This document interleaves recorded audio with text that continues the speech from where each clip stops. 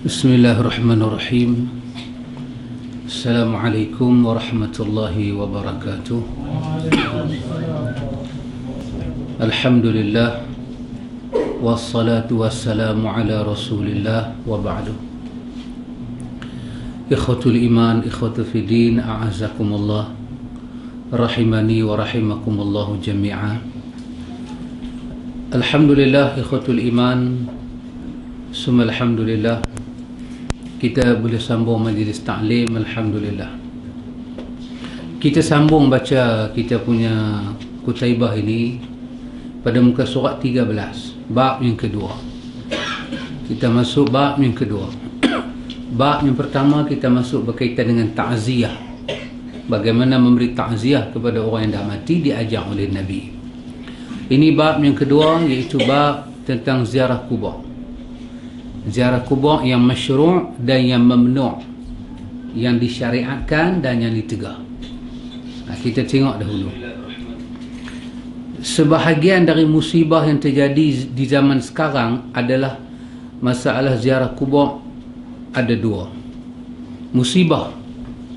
Musibah dalam bahasa Arab bermakna ma yu'zihi, apa yang datang menyakitkan kita, ima perasaan, ima tubuh badan. Itu kita panggil musibah. Ada musibah fi dunia dan ada musibah fi din. Ada musibah dalam dunia, macam di Gaza, di Syria, di Burma. Ini musibah fi dunia. Ini kita panggil malahim, yang jatuh kepada kaum muslimin daripada kaum-kaum kafirin. Patut dalam keadaan ini kita membaca kunut nazilah, tapi tak ada arahan. Kita tak boleh buat pasal pemerintah tak bagi arahan. Kita tak akan buat pasal pemerintah tak bagi arahan. Kalau kita buat, kita jadi khawarij. Kita tak mau jadi khawarij. Kapah, I can see you from here. And Abang Azhar, I miss you so much. Baik. Bila Kak Pah main tu, orang putih saya tu dia main, automatically dia main. Baik, itu nama dia musibah fi dunia. Musibah fi dunia. Musibah fi din juga kita istirja'.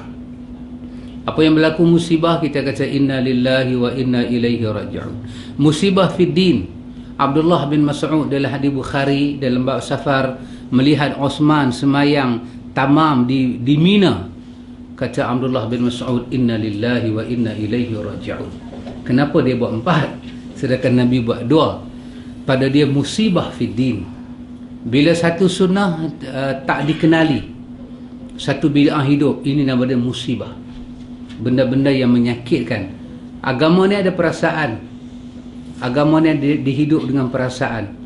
Karena itu ikhwatul iman, musibah yang berlaku di zaman sekarang ini, mungkin di sini musibah dari segi agama.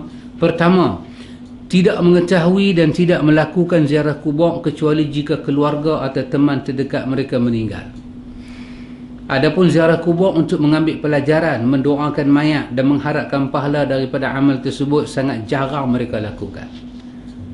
Ini kita dah baca dalam mukadimah dia. Iaitu bila kita ziarah kubur, bila member kita mati, adik-beradik kita mati.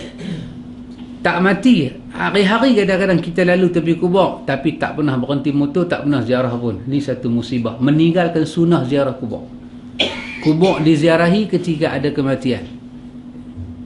Dan yang sayugianya, bahasa kita lama, sayugianya yang mati itu siapa? Kawan kita, adik-beradik kita.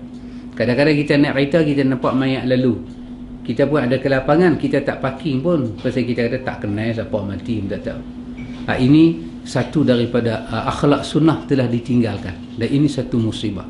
Apa kita ziarah kubur? Kita untuk ambil pelajaran, untuk mendoakan mayat dan mengharapkan pahala daripada amal saleh kita ziarah kubur. Ziarah kubur ni amal saleh. Kedua, kebalikan daripada yang pertama adalah mereka berlebih-lebihan dalam ziarah kubur. Ini mukadimah dia kita baca dah itu. Bahkan menziarah kubur para wali dan orang-orang saleh menjadi bahagian besar daripada ibadah mereka dalam mendekatkan diri kepada Allah. Ini melampau. Tadi sampai tak ziarah kubur, yang ni ziarah sampai melampau. Sampai ziarah semua. Cuma kubur Cina dengan jerat Indo je dia tak ziarah. Lain semua dia ziarah habis. Dengar keramat sana, dengar keramat sini. Dia ziarah habis. Ini melampau. Ini melampau sampai tak ada sempadan. Lepas tu pula pergi atas kubur merasakan ada urusan ibadah, ada urusan taqarrub kepada Allah. Ini semua melampau. Mereka berkeyakinan bahawa para wali dan orang-orang saleh tersebut memiliki kemampuan untuk memberi manfaat dan menyebabkan mudarat. Mereka percaya benda itu. Di antara mereka ada yang meminta pertolongan kepada para wali tersebut. Ada juga meminta anak dan lainnya.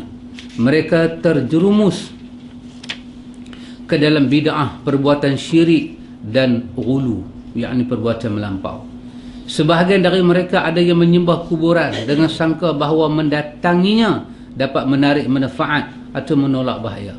Padahal tidak ada daya dan tidak ada kekuatan kecuali dengan pertolongan Allah semata-mata. Ini dua jenis musibah yang berlaku bila kita cakap tajuk ini, tajuk ziarah kubur.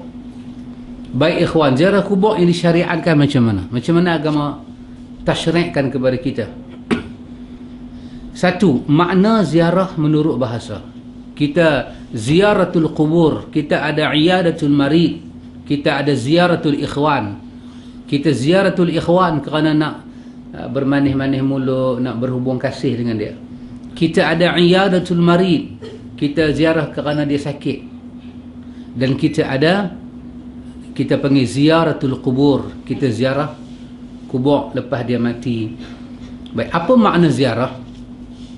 Menurut bahasa, az-ziyaratu bermakna al-qasdu, yang bermakna bermaksud atau menuju.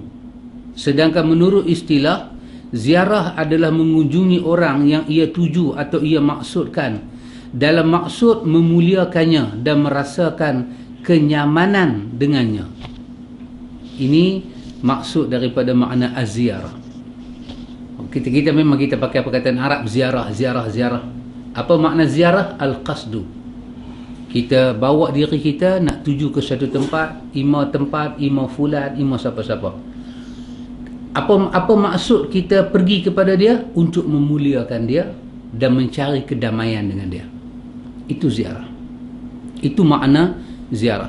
Kalau kita ziarah ke kubur, maksudnya kita menuju ke satu kubur dengan tujuan kita nak memuliakan dia. Kita ziarah mak kita, ziarah kawan kita, ziarah kaum muslimin yang dah mati, kita memuliakan. Kita tak hina dia. Dia mati, kita tanam, dia dengan kita habis hubungan. Tidak. Orang mati dengan orang hidup ada hubungan. Memori orang mati sangat kuat. Dia boleh kenal tempat. Ini disebut oleh Ibn Qayyim dalam buku dia Ar-Ruh. Orang mati dia kenal, dia tahu tempat tu dia pernah pergi, tempat ni dia pernah pergi. Pasal tu bila dia masuk syurga, Allah bagi dia makan buah kan.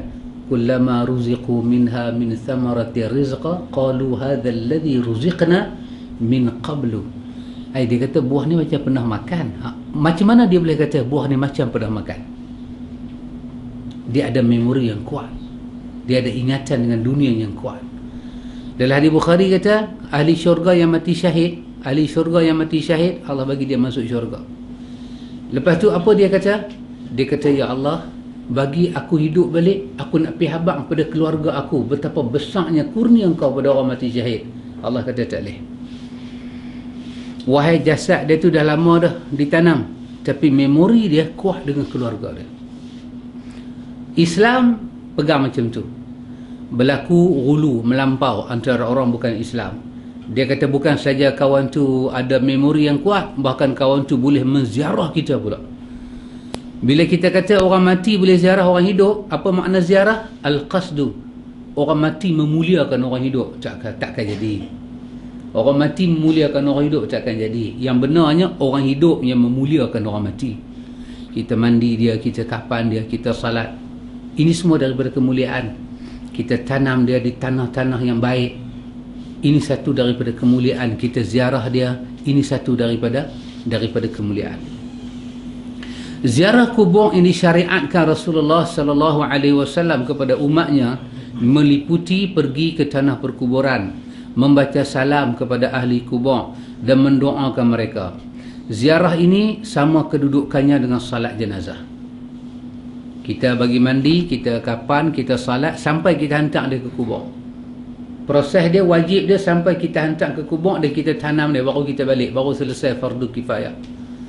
Maka begitulah kedudukannya. Kita ziarah orang mati, kita bagi salam, kita doa dengan dia, kita ambil iktibar dia, kita jaga kubur dia seperti mana disyariatkan oleh agama. Maka hukum dia adalah wajib kepada kita memberi penghormatan pada orang mati dengan penghormatan yang disediakan oleh agama, tanpa tokok, tanpa tambah. Kalau kita tokok tambah, dia akan jadi melampau, dia boleh jadi bid'ah, dia boleh naik setakok jadi syirik. Pasal orang mati dengan orang hidup ni, kan orang Melayu sendiri tahu, kalau orang mati, dah mati, tanam masuk kubur, tiba-tiba dia balik rumah, orang panggil hantu. Dan orang kita tahulah hantu ni punya super power macam mana. Hantu ni ada power. Itu orang takut. Orang takut dengan hantu ni. Kalau terlampau percaya, dia akan jadi melampau sampai dia boleh sembah hantu, dia boleh jadi syirik, dia boleh jadi puja, dia boleh ambil berkat pada batu nisan, dia boleh ambil tanah. Macam Pak Mit ceritakan di perkuburan Baqi', orang Pakistan ambil tanah Baqi', bawa dalam jubah dia nak balik Pakistan. Dia jadi melampau, dia jadi hulu. Kerana itu had memuliakan orang mati ni hanya agama boleh letak dia punya hudud batas dia, kita tak boleh letak. Maka kerana itu banyak mana nak ziarah, kerak mana nak ziarah, kena balik pada dalil, kena balik pada ittiba'ur Rasul sallallahu alaihi wasallam. Orang yang melakukan solat jenazah pun bermaksud untuk mendoakan mayat agar memperoleh rahmat dan ampunan Allah. Ini maksud. Kita bermaksud mayat itu dapat rahmat. Setiap kali kita baca doa, kita bermaksud mayat itu mendapat ampun daripada Allah. Bukan kita baca doa untuk orang mati ini syarat sah sembahyang, tidak. Kita bermaksud dia diampun. Pasal itu, ud'ullah wa antum muqinuna bil ijabah. Kau minta kepada Allah, hadis Tirmizi, kau minta kepada Allah dalam keadaan kamu ini satu orang yang yakin Allah akan bagi apa yang kamu minta. Pasal itu hadis Bukhari kata, lepas daripada kita salat mayat, kita doakan mayat, la tasubbul amwat. Jangan cerca dia, jangan maki dia, jangan aib dia. Tapi sebaliknya, sana'un alaih, pujilah dia. Sebutlah kebaikan-kebaikan yang pernah dia buat. Walaupun satu, ulang. An-Nawawi buka bab dalam Al-Azkar, apa yang bermanfaat kepada mayat. Salah satunya dia kata, ialah menyebut kebajikan mayat ketika dia hidup. Ini rumah ni dia wakaf, ini dia bagi, ini masjid ni kita duk pakai kipas, dia lah yang wakaf, ni ekor ni, menyebut kebaikan dia. Menyebut kebaikan dia, kata An-Nawawi dalam Al-Azkar, akan membawa manfaat untuk dia. Kerana itu, itulah maksud daripada kita ziarah kubur. Dan ia mendapat pahala atas kebaikan terhadap mayat atau ahli kubur. Orang yang ziarah kubur, bagi mandi mayat, sembahyang mayat, tanam mayat, dia dah ada pahala disediakan oleh Allah. Satu qirat dia dapat pahala. Sampai terlibat dengan tanam menanam, 2 qirat dia dapat. Ada pahala disediakan. Demikian kita ziarah kubur, ada pahalanya Allah Ta'ala sediakan. Doa yang diucap ketika ziarah kubur, di antaranya dalam hadis Buraidah. Dalam hadis Buraidah ini daripada Imam Muslim, Assalamualaikum ahla diyar minal mu'minin wal muslimin wa inna insya'allahu bikum lahiqun nas'alullaha lana wa lakumul afiyah. Doa ni menunjukkan kita ada hubungan dengan orang mati. Kita ada hubungan dengan orang mati. Maksud dia, Assalamualaikum ahla diyar. Diyar ni bermakna dar. Apa dia? Perkampungan. Kita kata Assalamualaikum perkampungan, orang kampung sinilah. Perkampungan minal mu'minin wal muslimin, ini perkampungan daripada orang yang beriman dan orang yang Islam. Wa inna insya'allahu bikum lahiqun, sesungguhnya kami insya-Allah akan ikut kamu ke belakang. Nas'alullaha lana wa lakumul afiyah, kami minta kepada Allah untuk kami dan untuk kamu afiyah, keselamatan. Kami minta Allah bagi selamat pada kami dan pada kamu. Kamu hak duduk dalam ni selamat, kami yang ziarah kamu juga selamat. Dan Nabi ajak kita baca Apa dia? Allahumma inni a'udzubika min fitnatil mahya wal mamat. Nabi ajak kita baca Allahumma inni a'udzubika min azabil qabri, fitnah hidup, fitnah mati, dan daripada azab kubur. Pasal itu kita kata nas'alullahu lana wa lakumul afiyah. Kami minta kepada Allah untuk kami dan untuk kamu selamat daripada semua fitnah-fitnah ni. Juga dalam hadis At-Tirmizi Nabi sebut assalamualaikum ya ahlal qubur yaghfirullah lana wa lakum wa antum salafuna wa nahnu bil athar. Nabi kata assalamualaikum wahai penghuni kubur, semoga Allah ampun kami dan ampun kamu. Kamu adalah para pendahulu kami sedangkan kami mengikut jejak kamu. Kita kata apa dia? Kita kata yaghfirullahu lana wa lakum, supaya Allah ampun kami, ada Allah ampun hampa. Antum salafuna. Nabi guna perkataan salaf. Salah di sini maksudnya hampi dulu. Hampa dah mendahului kami. Wa nahnu, dan kami ini bil athar. Kami ini akan ikut jejak hampa, asar hampa, langkah-langkah hampa kami akan ikut. Nak pergi tak mana kita? Akhirnya tang situ. Akhirnya kita akan jumpa dengan jalan mati. Kita akan jumpa dengan jalan mati. Dalam hadis Ibnu Majah Nabi sebut assalamualaikum daral qaumil mu'minin antum lana farata, antum lana faratun wa nahnu bikum lahiqun, Allahumma la tahrimna ajrahum wa la taftinna ba'dahum. Nabi kata assalamualaikum dar qaumil mu'minin, assalamualaikum perkampungan kaum yang beriman, antum lana faratun, hampa telah mendahului kami, wa nahnu bikum lahiqun, kami ni nak pergi tak mana, lahiqun, akhirnya kami ni tak pergi tak mana, ikut hampa juga. Allahumma ya Allah la tahrimna ajrahum, ya Allah janganlah kau halang kami daripada mendapat kebaikan mereka, wala taftimna ba'dahum, janganlah kami difitnah setelah mereka mati, supaya kita tidak dihalang daripada mendapat kebaikan dan kita tidak dihalang, kita tidak terfitnah dengan matinya satu-satu orang. Kita elok bila mak ayah kita mati, mula adik-beradik lain nak buat kita. Mak lang, pak lang ni semua, ikan lang ni semua dia mai, dia nak buat macam-macam. Dia tunggu mak kita mati je. Mak kita tu kok dia lah. Kita kata apa dia? Wala taftinna ba'dahum, janganlah terfitnah kami setelah orang ni mati. Ada banyak fitnah berlaku. Kita minta supaya pahala kita dapat. Janganlah kerana kawan ni mati terhalang pahala. Ada orang macam tu, mak dia mati dia jadi bela. Dia sengak semayang dah apa dah, dia jadi bodoh 3 bulan. Tak semayang tak apa, kuku tak potong, mandi dah, cuma isap rokok lagu tu je. Kuku tak potong, rokok tak tinggal. Macam tu je dia pergi. Terhalang dia mendapat kebaikan. Tengok antum boleh tengoklah doa-doa yang Nabi baca. Nabi bukan reka doa ni, Allah yang wahyu kat Nabi, Allah yang bagi kat Nabi. Pasal tu doa Nabi baca, doa yang orang reka beza banyak ikhwan. Beza dia macam langit dan bumi. Apa kata Qadi bin Iyad, dalam doa Nabi baca ada 3 benda. Ada apa dia? Ada tauhid. Ada apa? Ada bahasa. Ada apa? Ada nasihat. Doa yang orang reka tak boleh ada benda ni. Tak ada tauhid tak mana pun, tak ada bahasa tak mana pun. Kalau dia ulang hasbi rabbi jalallah, tak mana tauhid. Tak ada, langgar tauhid lagi ada, rosak akidah lagi ada. Doa Nabi kata Imam Al-Qadi bin Iyad ada 3 unsur tadi. Ada tauhid, ada bahasa, ada nasihat pada umat. Doa Nabi tu ada nasihat.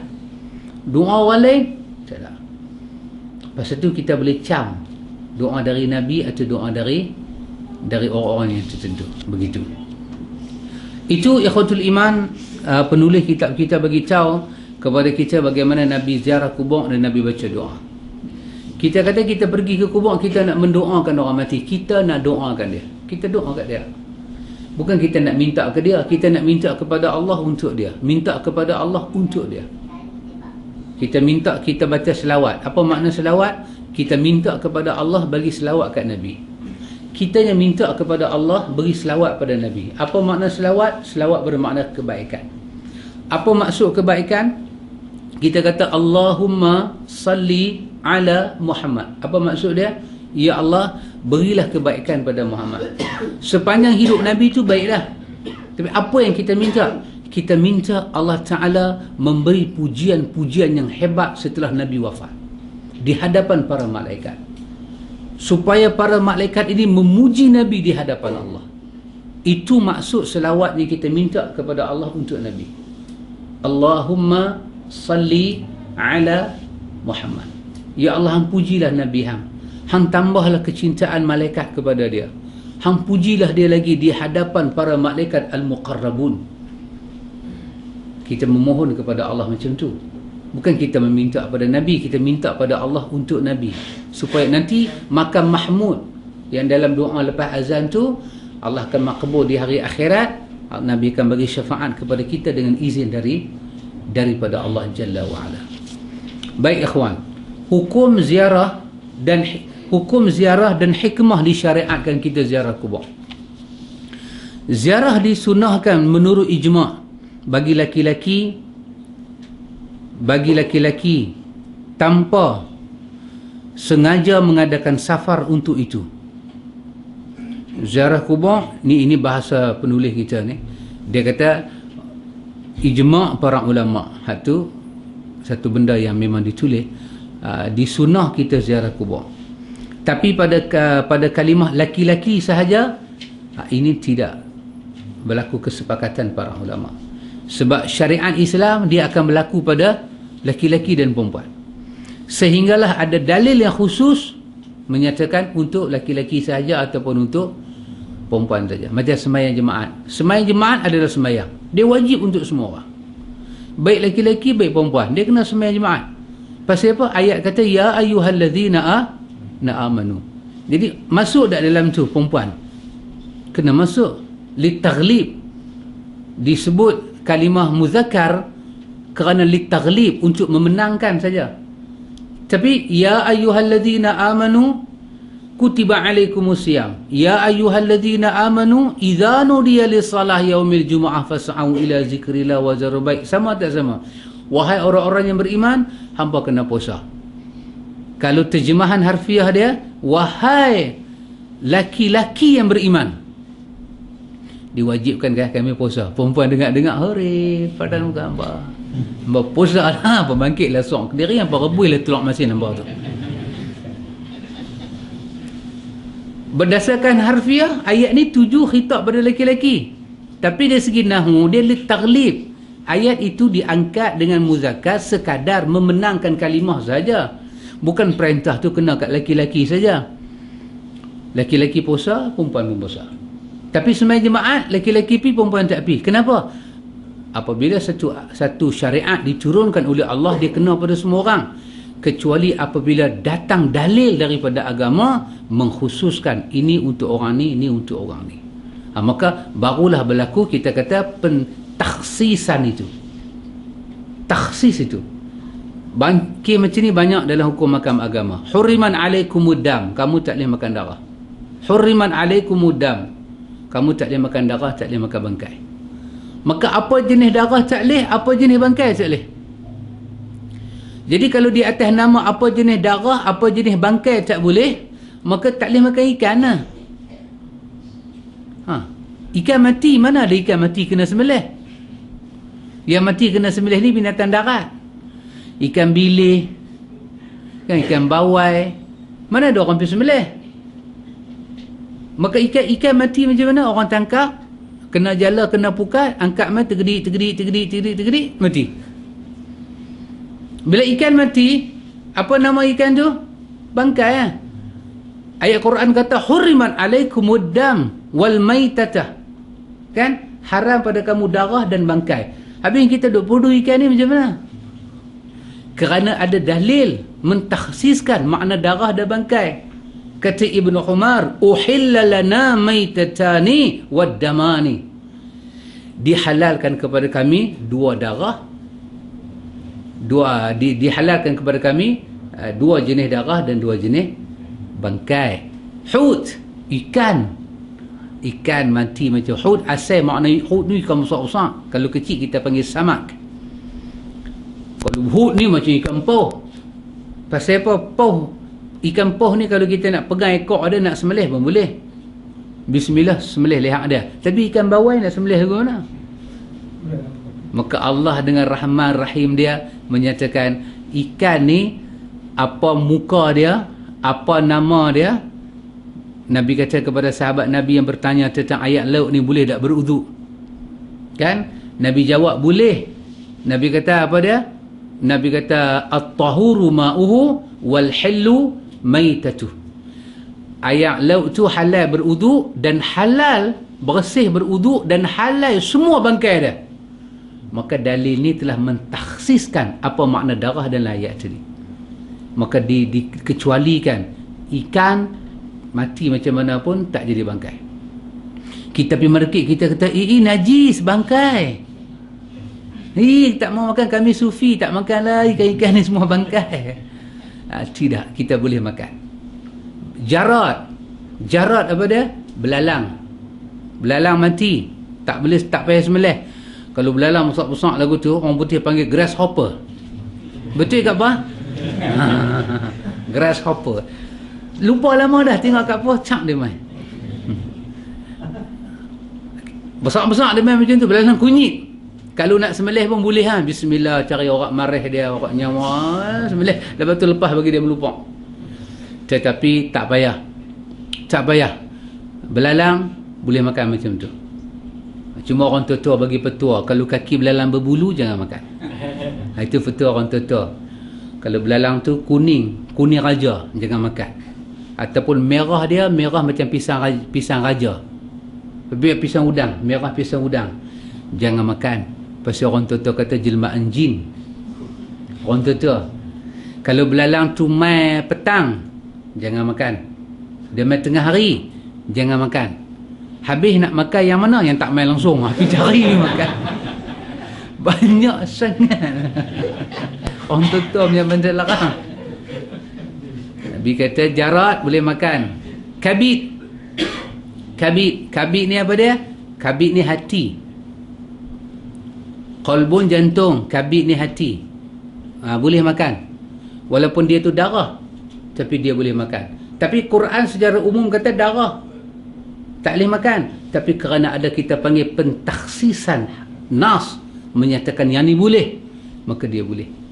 Maka demikian dengan bab ziarah kubur. Bila ada satu riwayat yang mengkhususkan perempuan tak boleh secara mutlak dan riwayat itu tidak diperselisihkan oleh para ulama kedudukan dia, maka barulah dia boleh dipakai. Ziarah kubur ni hanya untuk laki-laki saja. Tapi selagi tak ada, kita kena kembali kepada kita kata audah ilal as, kita kena kembali pada hukum asal. Syariat dia kena pada semua orang. Semua orang disyariatkan ziarah kubur. Tanpa dia beritahu, tanpa. Maksud kita ziarah kubur ni bukan kita ada cadang nak safar, nak pergi ziarah kubur-kubur tertentu. Hadis larangan ziarah kubur, kata Imam Nawawi, larangan ziarah bagi laki-laki telah dihapuskan. Dan mereka sepakat bahawa bagi laki-laki ziarah kubur adalah sunnah. Tapi kalau kita baca lagi dalam, nanti kita tengok dalam perbahasan para ulama lagi, bukan wanita dilarang ziarah kubur dalam keadaan larangan mutlak. Larangan dia bersyarat. Dia tidak buat amalan jahiliyah. Kan dia tak buat an-na'yu, merata, menyanyi, dia buat macam kereta api siaran bomba lagu tu.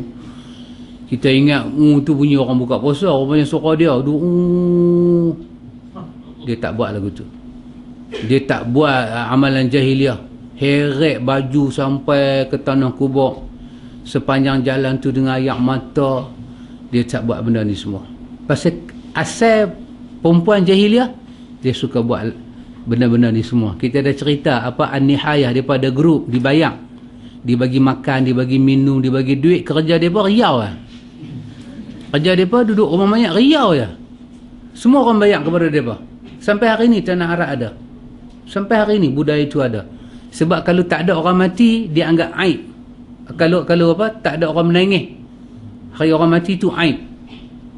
Lepas itu ya Umar katakan, Aisyah kata, kalaulah orang yang mati ni dia bagi wasiat, dia simpan duit, kalau dia mati ambil duit dia, buat upacara ni. Aisyah kata bila orang mula merata, dia akan diazab oleh Allah kerana memberi wasiat ataupun nazar yang bercanggah, yang memnu', yang dilarang di dalam agama.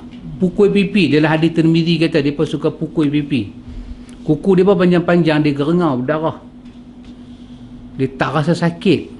Gamaknya duk hari-hari duk praktis benda tu, duk raptai benda tu, hari-hari dia jadi bangli. Kalau dia tak buat benda tu, dia tak senang duduk.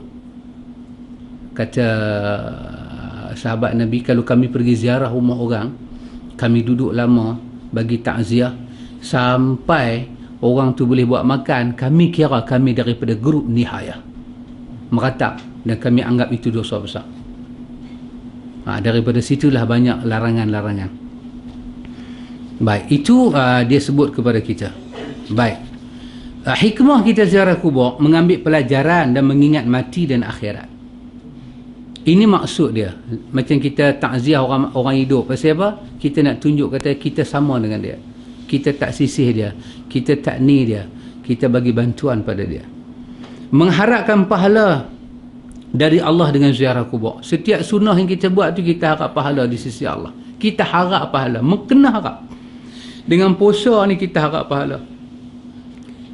Ni Nabi sebut kepada kita apa dia? Mulut yang wangi di hari akhirat nak bangkit. Kita harap dalam doa kita, ya Allah, mulut aku ya Allah. Walaupun saya okok sikit, mulut aku ya Allah, mulut aku ya Allah.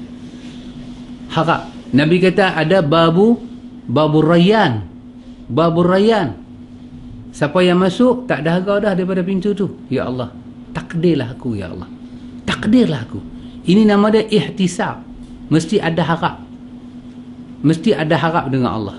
Tak kalau tak ada harap dengan Tuhan, nak harap dengan siapa? Kepada Allah lah akhirnya kita gantung harapan. Lepas itu kena harap dengan Allah. Nabi sebut, siapa sebut alif lam mim, aku tidak kata alif lam mim itu satu huruf. Aku kata alif tu satu, lam tu satu, mim satu. Siapa sebut alif lam mim, dia dapat 30 hasanah. Kita kena harap bila kita baca Quran. Tadi kita sembahyang, kita baca Quran saja. Mengharap, kita mengharap ya Allah. Fatihah tu berapa dah kita sebut? Bismillah tu dikira dengan huruf, diberi pahala. Mesti ada harap. Kita sujud, semesti kena ada harap pada Allah. Kita tak baca Quran macam tu saja. Kerana tu Nabi kata, aku tak kata alif lam mim. Siapa baca Quran gagap, 2 pahala. 2 pahala. Siapa baca Quran lancak, malaikat saksi, dia akan diarak di hadapan Allah dengan para malaikat safarah kiramin bararah. Malaikat menjadi saksi di atas bacaan Quran. Malaikat jadi mustami', pendengar Quran yang dia baca. Siapa baca doa dapat 2 pahala. Idgham ma'al ghunnah, bilal ghunnah, duk bertukar lagi. Dia tengok ikhfa', dia baca izhar. Izhar dia baca idgham. Dia baca iqlab. Dia hentam ikut dan. Makhraj pun kacau bilau punya makhraj. Tapi dia baca, duk belajar lagi, 2 pahala. Kena harap. Lepas itu nanti ada orang kata pada kita, dia kata rubbama qari'il Quran, ataupun kam min qari'il Quran wal Quranu yal'anu. Banyak orang baca Quran laknat dia. Apa satu riwayat ni kita tak boleh terima. Riwayat ini meletakkan sifat mal'un, pelaknat untuk Quran. Sedangkan Allah meletakkan sifat apa? Syifa, rahmah, huda kepada Quran. Quran itu syifa, Quran itu rahmat, Quran itu huda, pemberi tunjuk, penawar. Tiba-tiba kita kata berapa banyak orang baca Quran, tiba-tiba Quran melaknat dia, meletak sifat Quran sebagai pelaknat. Ini tak benar. Nabi pula kata dalam hadis Abi Umamah Al-Bahili, hadis Muslim, iqra'ul Quran fa innahu ya'ti yaumal qiyamah syafi'an li ashabi. Baca Quran, Quran akan datang hari kiamat jadi pemberi syafi', pemberi bantuan, bukan pelaknat. Hadis Imam Ahmad, Quran dan puasa akan datang pada hari kiamat bagi syafaat pada Tuhan dia. Puasa kata, mana'tuhu at-ta'am wa syahwah fi nahar. Aku telah mencegah makan dan syahwat daripada siang hari. Syafi'ni, ya Allah. Fasyafi'ni, izinkan aku bagi syafaat pada dia. Quran datang. Quran kata, mana'tuhu an-nawm bil-lail. Aku telah mencegah dia daripada tidur. Dia baca aku, dia tak tidur. Walaupun kita baca kita tidur, tapi Quran kan bagi tahu kita tak tidur. Antum bayang. Quran kata, ya Allah, ay Rabbi, Tuhan, izinkan aku tolong dia. Quran dengan sifat penolong. Tiba-tiba kita kata berapa banyak orang baca Quran, Quran melaknat pada dia. Sesungguhnya ini telah memberi satu fitnah kepada Quran. Nabi kata baca salah pun 2 pahala. Baca betul, jangan ceritalah. Malaikat akan saksikan bacaan kita. Jadi kerana itu jangan takut baca Quran. Yang kita kena takut baca lain daripada Quran. Notis ke, dia main apa, tu takut nak kena bayar, nak kena saman. Itu takut baca. Quran jangan takut baca. Yang kita takut tak boleh baca. Kerana itu jangan ditukar sifat Al-Quran. Pasal itu Allah punya rahman, di dalam hak Quran itu, kita dah bincang dah, ada berapa hak Quran? Hak iman. Betul? Hak apa? Hak tafhim. Hak memahami. Hak apa? Hak tilawah. Hak untuk baca. Hak apa? Hak untuk amal. Hak apa? Hak sampaikan. Dalam 5 hak ni, Allah tak meletakkan hak Quran hafal. Tak letak hafal. Kerana Allah sayang dengan kita. Quran itu bukan dihafal, tapi iqra', dibaca. Siapa otak dia elok, hafal Tetapi hafalan bukan kewajipan.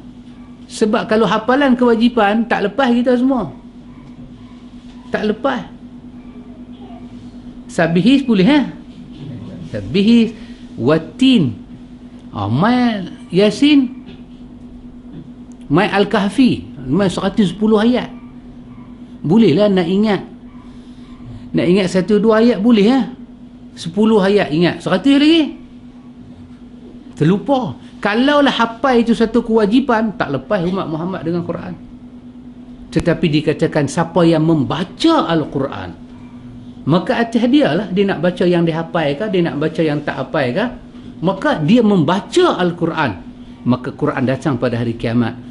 Kata Imam Muslim, kata Imam Nawawi dalam syarah Muslim, nanti kalau dia tu ahli neraka, Quran berhempah pulih mengeluarkan dia daripada neraka.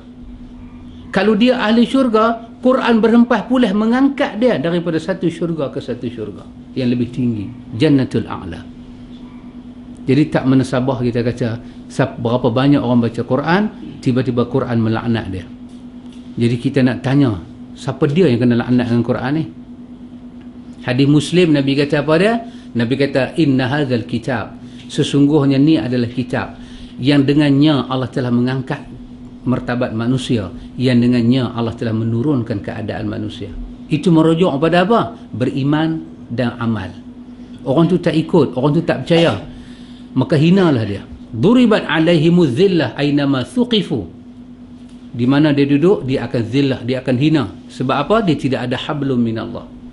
Pasal itu dikatakan dalam alladzina atainahumul kitaba yatlunahu haqqa tilawati. Orang yang diberi kepada mereka Alkitab, mereka baca dengan sebenar-benarnya. Dalam tafsir dia kata apa? Apa makna? Kita ada Quran, kita baca dengan sebenar-benar.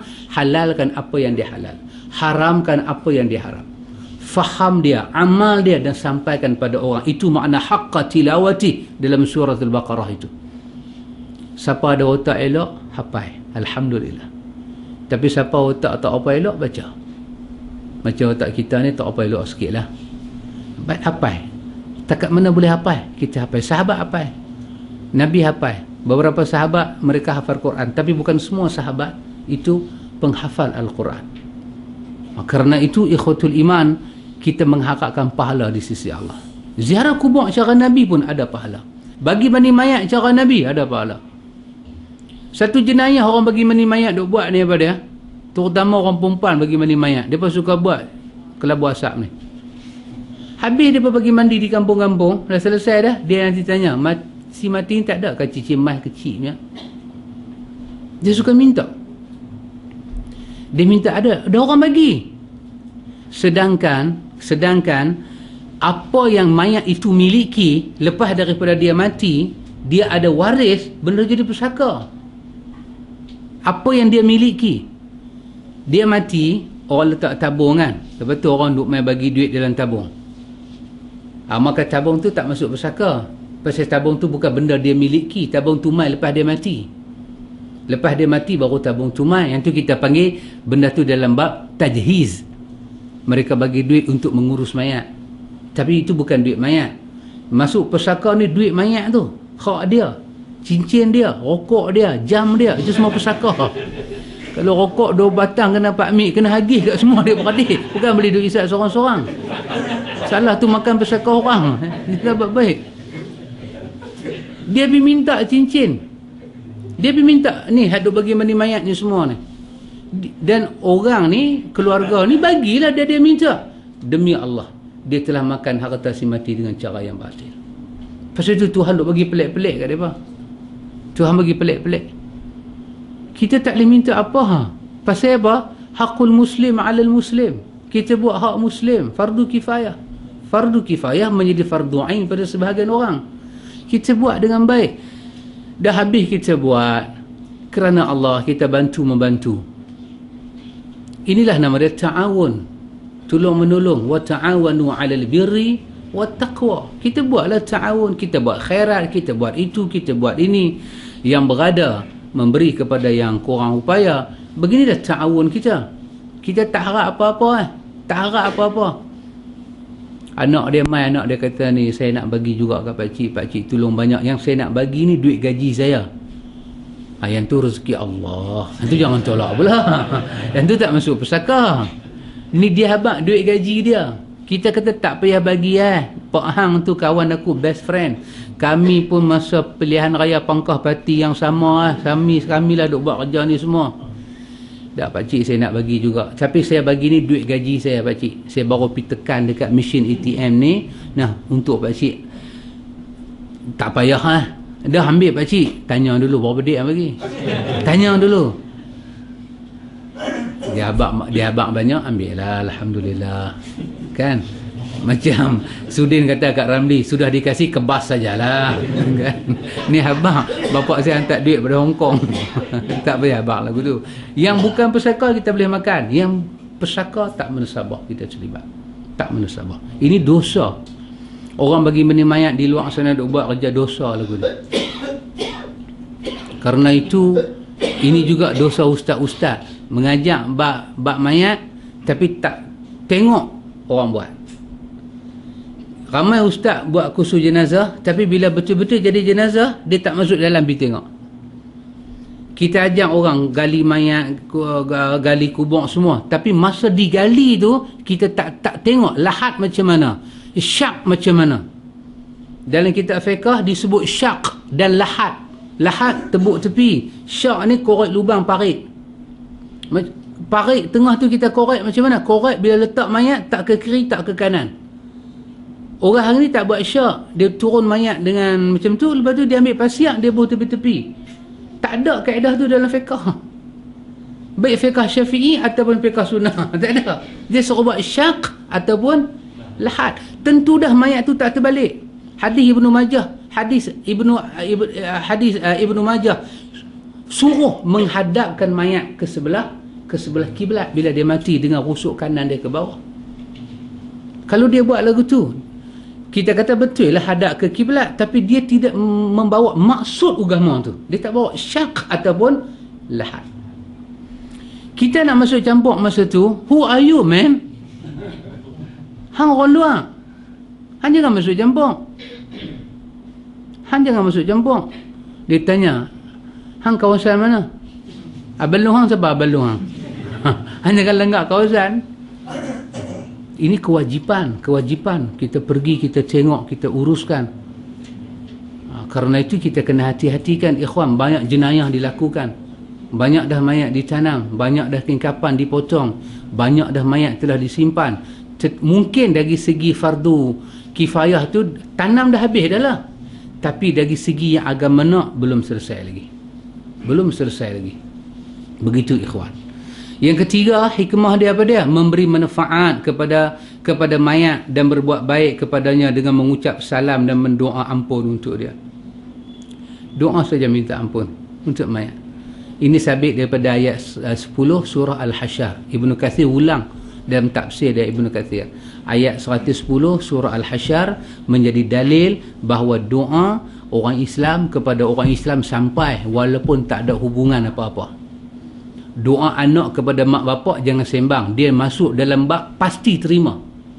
Doa Muslim dengan Muslim diterima. Dengan syaratlah dia ikhlas, dia tak buat kalang kabut.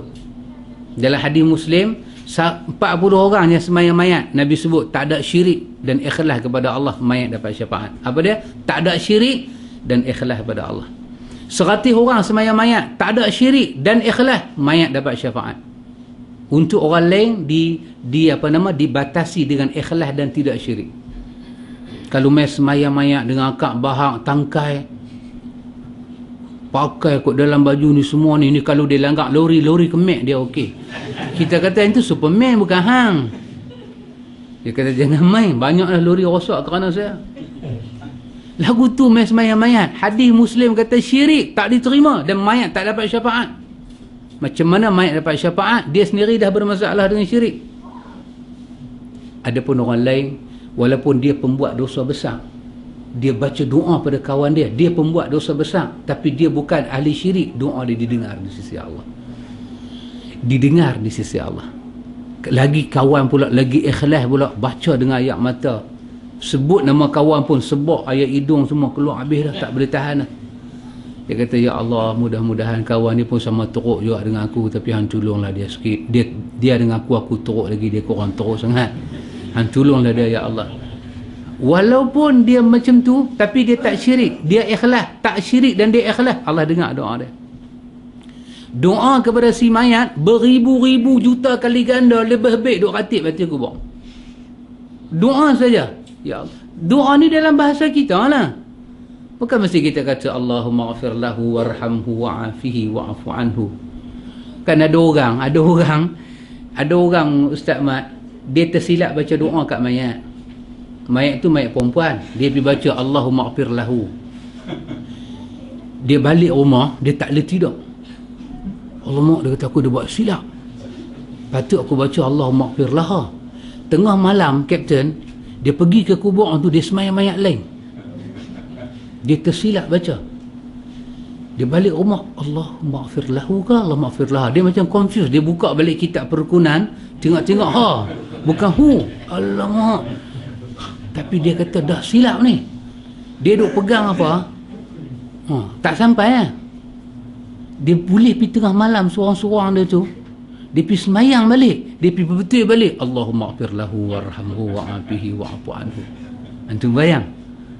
Saya katakan ini masalah dhamir saja, hu dengan ha, tak ada apa-apa, maksudnya sama dia. Allahumma ghafir lahu, ya Allah ampun dosa dia. Allahumma ghafir laha, ya Allah ampun dosa dia. Samalah benda tu, cuma dhamir saja. Nanti dalam hadis tak ada ha, ada hu. Dalam hadis tak ada ha, ada hu. Hai, nak buat macam mana? Ha tak ada, hu aja dah. Nak buat macam mana?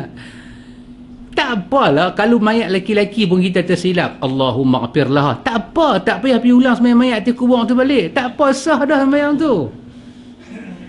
Ada orang prihatin dia sampai setara tu. Prihatin dia sampai setara tu. Dia buat lagu tu, malaikat tak kenal. Kan? Macam Nujum Pak Belang kata Pak Min kan, dua anak itik yang baru bertelur, yang mana laki-laki, yang mana perempuan, yang mana jantan, yang mana betina. Pak Belang kata apa Pak Min? Ini senang saja. Terkejut orang tu ada, terkejut, senang. Aku jenuh duk fikir ang kata senang, ini senang saja. Ada satu iklan bagus anda tengok dalam internet. Iklan tu saya ingat iklan Turki. Iklan Turki. Cikgu sekolah masuk sekolah, dia tulis di papan hitam 2 campur 2 jadi 5. 2 campur 2 jadi 5. Lepas tu duduk sat, ni cikgu besar cakap daripada pembesar suara, hari ni cikgu akan ajak mata pelajaran baru. Dengar cakap dia, percaya dekat dia, apa dia kata adalah betul, jangan bantah. Dia tulis 2 campur 2 5. Jadi budak-budak dalam kelas tu hang duk tengok aku tengok hang. Dia tu kata, cikgu 2 campur 2 4. Dia kata, hang kata lagi sekali 4. Aku tulis apa? 5. 4 dah tak boleh pakai. 5. 4 kajian lama, ni kajian baru. Penemuan sains yang terbaru 2 campur 2 adalah 5. Satu budak tu berani, dia kata 4. Cikgu kata sekarang tulis 2 campur 2 5. Dia tulis dalam buku dia 4. Cikgu tengok, cikgu panggil pelajar yang senior-senior, ambil apa tu, lestit, bubuh besi potong tu, bubuh besi 3-4 orang tarik pergi kat dia, dan cikgu suruh dia tulis 2 campur 2 di papan hitam berapa. Hang tulis berapa? Dia pun dia tarik lestik besi tu, dia tulis 4. Dia pun lepas tu kena tang rengkung dia, mati dia. Satu iklan yang sangat menarik. Apakah pelajaran di belakang dia, Kapten? Hanya Kapten saja boleh jawab, sebab Kapten adalah Kapten. Kita kelasi saja. Tu tengok, ada benda dia nak sampaikan di Turki sana, mati budak tu. 2 campur 2 sama dengan 5, bukan 4. Betul lah ikhwan. Baru 5 tahun jadi wakil rakyat, ada rumah 25 juta, maknanya 2 campur 2 bukan 5, 25. Bukan 4 lagi dah. Itulah dia punya kiraan baru. Kita baca bab mayat. Jadi tujuan kita ziarah mayat tu, kita nak bagi manfaat pada dia. Tengok Ibn Qayyim kata apa. Petunjuk Nabi SAW dalam ziarah kubur adalah mengucap doa yang sejenis dengan salat jenazah. Nabi doa macam tu, yakni mendoakan dan meminta rahmat dan ampunan. Lalu orang musyrikin enggan mengikut petunjuk itu. Selain mendoakan, mereka menyekutukannya, bersumpah kepada Allah dengan nama mayat, minta keperluannya kepada mayat, mohon pertolongan kepada mayat, menghadapkan diri kepada mayat dengan cara yang bertolak belakang dengan petunjuk Nabi SAW. Padahal petunjuk Nabi adalah petunjuk tauhid dan berbuat baik kepada mayat. Ini cara Nabi. Kita buat baik pada mayat dan ada unsur tauhid. Pasal itu tak ada istilah duk pergi raba batu nisan. Pasal itu Syafi'i kata makruh tulis nama mayat di nisan. Pasal apa? Orang duk pergi baca, oh ni lah wali yang soleh tu, ni lah dia ni. Duduk lama di situ pegang batu nisan. Orang buat kalang kabut. Petunjuk Nabi dalam ziarah kubur, dalam ziarah mayat dan kubur ada 2. Apa dia? Pertamanya tauhid kepada Allah. Yang keduanya berbuat baik kepada mayat. Kita disuruh buat baik pada orang yang dah mati dengan apa? Dengan doa dia. Kita bersihkan kubur dia.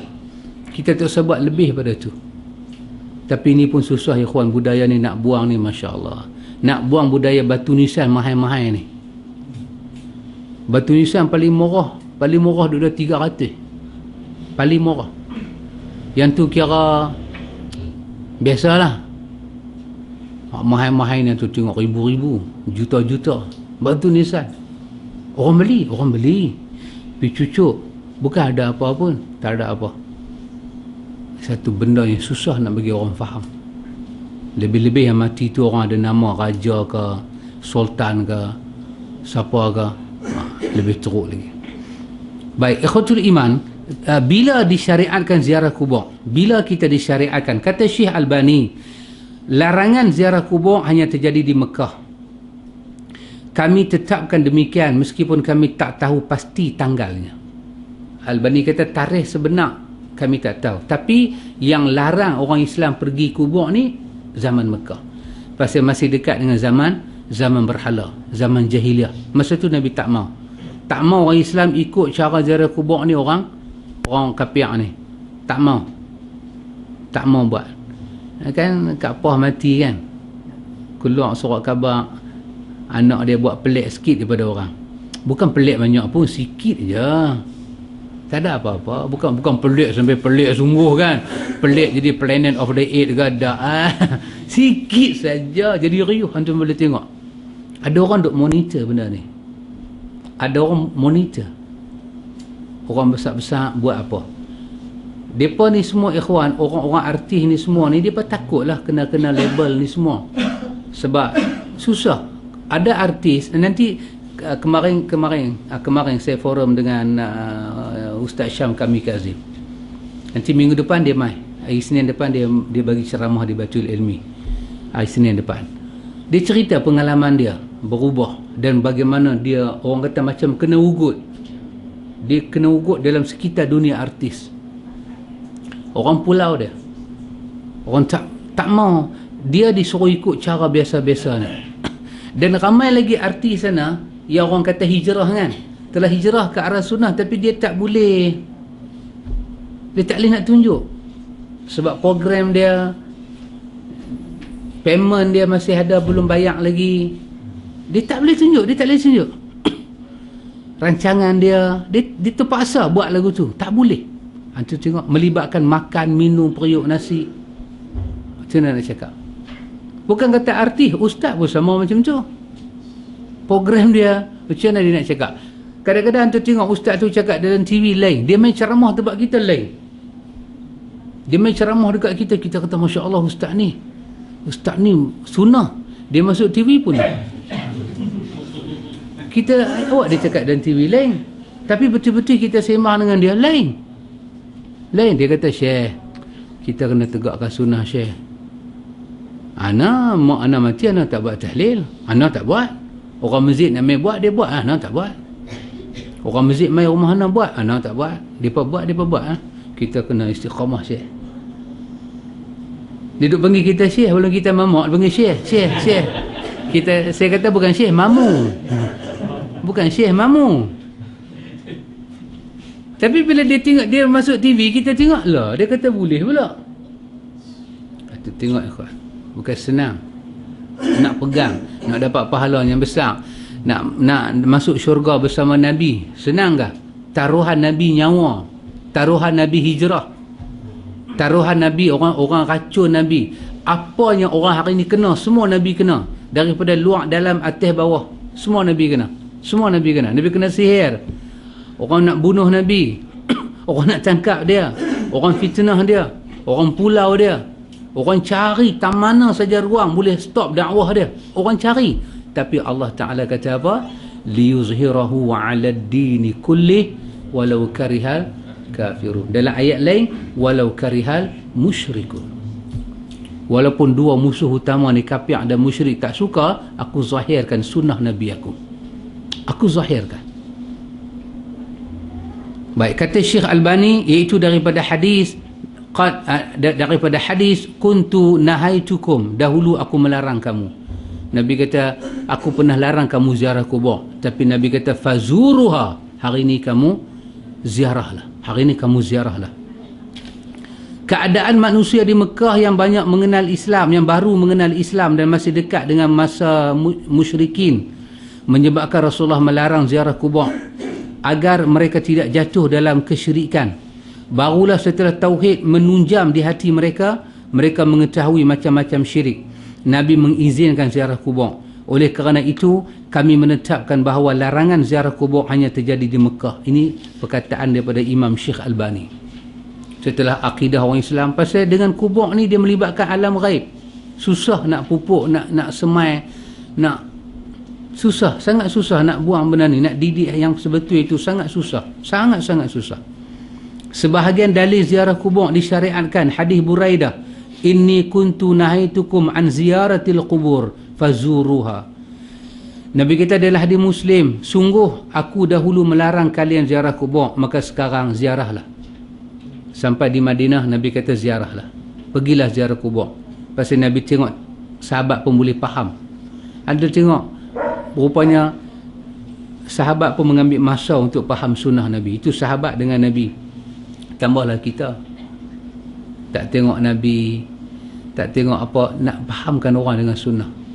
Bukan tak tahu, ramai orang tahu. Kita cakap sikit, dia kata tahu. Dia kata aku tahu benda tu. Bahkan dia kata hantau sebetul-betul lagu tu. Dia bagi tahu lagi macam tu, sebetul-betul lagu tu. Tapi dia tak boleh buat. Dia tak boleh buat apa. Dia sengak aja. Ini bahaya. Pasal itu bahaya juga pada ikhwan, kita seorang-seorang mengaji sunnah, keluarga kita tak mengaji. Ini bahaya. Bahaya, sangat bahaya. Elok orang kapan bini kita, anak kita, tanam kita dalam kubur, hiduplah bid'ah-bid'ah yang kita tak pernah belajar. Pasal apa? Keluarga kita tak faham. Pasal Kuala Lumpur, kawan-kawan kita di Kuala Lumpur, mereka buat program bagus. Mereka tak boleh serentak, mereka nak main mengaji dengan keluarga serentak, tak boleh, time. Mereka buat lagu mana? Panggil ustaz pergi rumah, baca buku kecil-kecil macam ni, baca, habiskan satu tajuk. Mereka nak bawa main tak boleh. Kadang-kadang anak kadang-kadang buah apa nak buat, jebon. Budak-budak dia jebon. Saya tengah duk kuliah Pak Amit, dia lari-lari, dia langgar cermin. Kan apa? Pintu yang cermin tu kan? Pintu tu tutup, budak ni tak tahu Pak Amit Santorian ke budak ni apa. Pak Amit dia pergi tengok, dia lari-lari, dia bagi pum, meletup cermin tu. Tunggang dia kat atas. Sengak. Ingat kata dia pingsan. Kita pekat dia kata innalillah apa, dia bangkit, dia goncang-goncang kepala dia. Nak pergi langgar lagi. Oh, lagu tu AJK mana boleh tahan. Satu pintu tu 500. Dua kali budak tu langgar, habis. Tak bermuzik dengan budak ni. Jadi buat aku mana? Mak dia tahulah anak dia kan. Kata, ustaz, satu program di rumah kami. Di rumah kami, keluarga kami sajalah, tapi ustaz kena terimalah hakikat Santorian ni duk dah. Kita taklah kata nakal Pak Mi, kita kata jemuan. Jemuan betul Pak Mi, bukan kata tak betul. Tengah saya duk baca buku ni, dia mencabut di tangan. Habis saya nak baca apa? Tapi nak marah apa budak tu? Baru 6 tahun. Orang putih kata apa, aktif? Hyperaktif kan? Dia elok latih budak ni jadi Spiderman ke apa ke, bagus budak ni, career dia macam tu. Jadi program macam tu bagus program macam tu. Mai ustaz mai di rumah bukan mai kerana nak mengajak, mai nak sembang. Mak ada, menantu ada, bapak ada. Saya ke Rawang Pak Mit tu ke rumah siapa Rawang, Pak Cik tu dia ada kerih kecil, kerih pendek, tapi ni ada sarung lah kerih ni. Kan? Pak Mit tu dia buat kerih tu Pak Cik. Dia kerih tu dia jadikan ibu duit. Dia boleh tikam kerih tu, ni asap apa kemian tu kan yang duk menyala tu, dia boleh gantung kerih tu tak jatuh. Dahsyat. Dia bawa saya, anak dia mengaji, kata ustaz, kami duk tengok bapak kami ni, kami raflah. Anak dia bagus, bapak pun bagus juga, pakai serban balik haji 2-3 kali, pergi umrah, tapi yang tu tak boleh tinggal lagi. Dia kata dia bukan buat apa, dia kata dia baca Quran, dia baca selawat. Kerih ni pun makhluk Allah juga, dia kata. Kita bukan minta kat kerih, kita minta kat Allah, tapi kaedah dia lagu tu.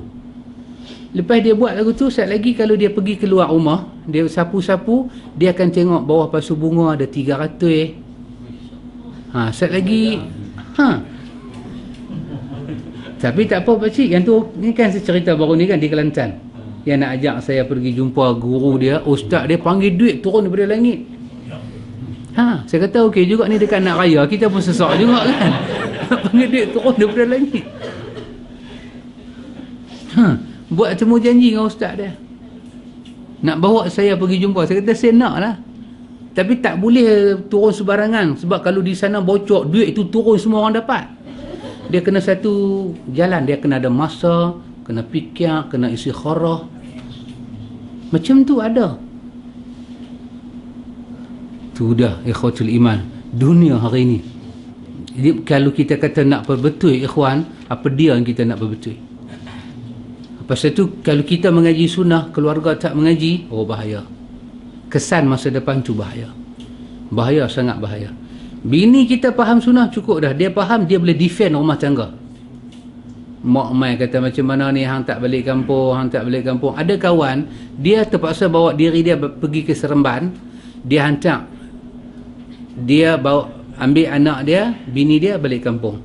Pasal mak mentua nak buat tahlil. Kalau dua-dua pi, mak mentua kata mana hampa? Seorang pun tak mai. Dia lari. Dia lari. Dia lari dengan tujuan nak bawa sunnah. Dia biar anak bini dia masuk bid'ah. Ini satu benda tak betul. Tak betul. Mana boleh kita lari seorang-seorang? Tak boleh. Kalau kita nak lari, kena bawa anak bini kita. Habis kalau saya bawa bini, mak tanya apa? Jawablah. Your mother. Answer your mother. Jawab. Awak tak mai? Mak, bid'ah. Alamak, bid'ah pula. Mak suruh tak bid'ah pula. Sorry mak, Nabi tak buat, dia bid'ah. Oh, Tok Haji tak buat? Tok Haji tak ikut Nabi. Alamak, Tok Haji tak ikut Nabi pula. Betul je dah. Tak boleh, kita kena bersemuka. Tapi kita jagalah akhlak kita sebagai anak, sebagai menantu. Kita bukan boleh kata, tengok ayah tak mengaji, muda-muda cari duit, bela anak-anak sampai tak mengaji apa, dah tua ayah jadi bodoh. Bodoh ambil orang ni. Ambil bahasa Ustaz lah, bodoh. Tak boleh lah, kita kena jaga kita punya ayah. Cik tak buat ayah. Cik tak buat. Habis ustaz lain, cik bukan ustaz lagu tu ayah. Nabi tak buat, cik tak buat. Baik dia nampak prinsip kita. Ayah nak beras, saya bagi beras. Saya niat sedekah kat ayah. Tapi nak suruh saya pi, saya tak pi ayah. Saya tak buat, saya tak akan duduk, saya tak akan. Kalau saya tak boleh ayah. Tadi Ustaz Mat cerita kan? Ustaz Mat cerita, ustaz zaman apa? 70-an. 70-an ke 60-an. Balik Mesir, semayang subuh. Bukan tak semayang. 2 rakaat juga. Ada rokok, ada i'tidal, ada semua. Bukan kata dia balik Mesir, dia semayang sujud dulu, berdiri kemudian. Tak. Semayang macam biasa. Cuma pagi tu tak baca kunut. Pak mentua ada imam. Orang ni, jarum karat ni Pak Mit, lebih cepat daripada WhatsApp. WhatsApp tu kira lambat. Jarum karat ni cepat. Mai habaq dah. Tu imam tu tak dan bagi salam. Jarum ni mai dah. Maknanya jarum tu tak bagi salam. Keluar tu risau. Dia bagi tahu. Tu imam, menantu tu imam tak baca kunut. Pak mentua cakap, tadi Ustaz Mat duk cerita, Pak mentua cakap lembut punya, ayah dengar lagu ni, betul ke hang tak baca kunut? Menantu hak ustaz ni jawab betul tak baca kunut. Ya, tak baca kunut. Apa Pak mentua kata? Cerai anak aku. Cerai anak aku. Cerai. Itu tengok. Kita kalau orang kata cerai anak aku. Oi, Pak mentua dulu bukan macam Pak mentua sekarang. Pak mentua sekarang kecil manis semua. Pak mentua dulu tak ada. Mana ada orang dulu mati kecil manis?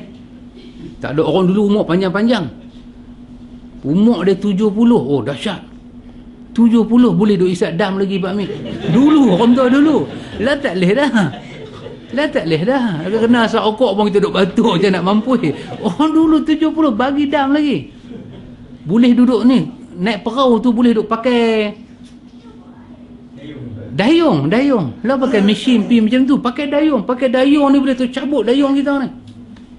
Ni orang tua panggil orang dayung kan. Boleh tu cabut duk pakai dayung. Berapa lama saya duk pergi ke laut Pak Mit, saya tahulah. Saya anak laut. Pukat rawai saya boleh buat.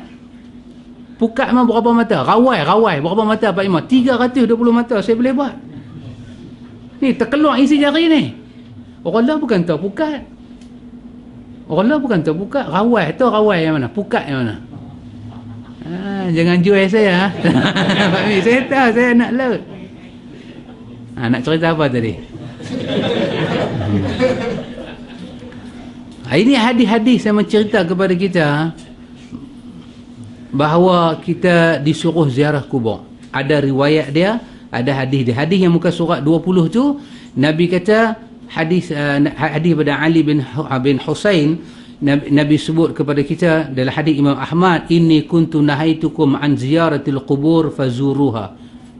Aku pernah cegah kamu ziarah kubur, lani ziarah. Untuk apa? Nabi kata fa innaha tudzakirul akhirah. Kerana dia boleh mengingatkan kamu kepada akhirat. Bukan ingat kepada kuasa Tok Wali, hebat Tok Wali, tak ada. Mengingatkan kamu kepada akhirat. Kemudian tajuk itu adab dan cara ziarah kubur yang disyariatkan oleh Nabi. Yang ni kita tengok besok. Buku kecil Tak habis-habis bila. Dan boleh habis. Duk cadang nak baca 2 buku, nampaknya 1 buku tak habis. RM3 je harga dia, bukan 30. RM3. Tapi tak habis-habis. Mana tak habis, baca sikit merepek banyak, tak habis. Cuba baca terus habis. Tak, yang betul tak habis ni pasal nak bagi kat Poh mai. Kan? Nak bagi kat Poh ada juga, kat Poh dengan Abang Azhar kita nak bagi ada juga. Esok insya-Allah kita tengok tajuk ni, adab dan tata cara ziarah kubur yang disyariatkan. Lepas tu baru dia mai besok ziarah kubur yang dilarang, ziarah kubur yang bid'ah. Macam mana ziarah kubur yang bid'ah tu? Kita tengok. Lepas tu sampai bab ziarah kubur Nabi macam mana. Apa kata para ulama tentang bab-bab macam tu.